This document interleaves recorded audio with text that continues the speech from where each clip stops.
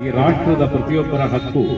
ಇದನ್ನು ಮಾನ್ಯ ಮಾಡಿ ಕರ್ನಾಟಕ ಸರ್ಕಾರ ರಚಿಸಿರುವ ವಿಶೇಷ ತನಿಖಾ ದಳ SIT ಉತ್ತಮ ರೀತಿಯಲ್ಲಿ ಕಾರ್ಯನಿರ್ವಹಿಸುತ್ತಿರುವುದು ಈಗಾಗಲೇ ಮೇಲು ನೋಟಕ್ಕೆ ಕಾಣಿಸುತ್ತಿದೆ. ಇಷ್ಟರಿಂದಲೇ ಬೆಚ್ಚಿ ಬಿದ್ದಿರುವ ಕೆಲವು ಶಕ್ತಿಗಳು SIT ತನಿಖೆಯನ್ನು ದಾರಿ ತಪ್ಪಿಸುವಂತಹ ಪ್ರಯತ್ನಗಳು ಆರಂಭಿಸಿವೆ. ರಾಜ್ಯದ ವಿರೋಧ ಪಕ್ಷದ ನಾಯಕರು ಇಂಥ ಪ್ರಯತ್ನಕ್ಕೆ ಬೆಂಬಲವಾಗಿ ನಿಂತಿರುವುದು ಜನರಿಗೆ ತಿಳಿಯುತ್ತಿದೆ. ಇದಕ್ಕಾಗಿ ದೇವರು, ಧರ್ಮ ಇತ್ಯಾದಿ ಹೆಸರುಗಳನ್ನು ತಂದು ಜನರ ಮನಸ್ಸನ್ನು ದಿಕ್ಕು ತಪ್ಪಿಸುವ ಕೆಲಸವೂ ಆರಂಭವಾಗಿದೆ. ಈಗ ನಮ್ಮೆಲ್ಲರ ಒಕ್ಕೊರಲ ಧ್ವನಿ ಒಂದೇ.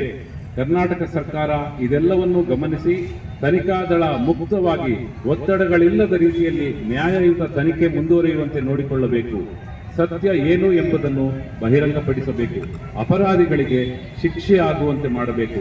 ನೊಂದವರಿಗೆ ನ್ಯಾಯ ಕರ್ನಾಟಕದಲ್ಲಿ ಸಿಕ್ಕೇ ಸಿಗುತ್ತದೆ ಎಂಬ ನಂಬಿಕೆಯನ್ನು ಸರ್ಕಾರ ಜನರಲ್ಲಿ ಮೂಡಿಸಬೇಕು. ಹಾಗೆಯೇ ನ್ಯಾಯಕ್ಕಾಗಿ ಹೋರಾಡುವವರಿಗೆ ಅಗತ್ಯ ರಕ್ಷಣೆಯನ್ನು ಒದಗಿಸುವ ಹೊಣೆಯನ್ನು ಸರ್ಕಾರ ಹೊರಬೇಕೆಂಬುದನ್ನು ಈ ಸಭೆ ನೆನಪಿಸುತ್ತದೆ. ಇದಕ್ಕೆ ಇಲ್ಲಿ ಭಾಗವಹಿಸಿರುವಂತಹ ಹಲವಾರು ಜನರು ಸಹಿ ಹಾಕಿದ್ದಾರೆ. ಇದನ್ನೇ ನಾವು ಪತ್ರಿಕೆಗಳಿಗೆ ನಿರ್ಣಯಗಳಾಗಿ ಕೊಡ್ತಿದ್ದೇವೆ.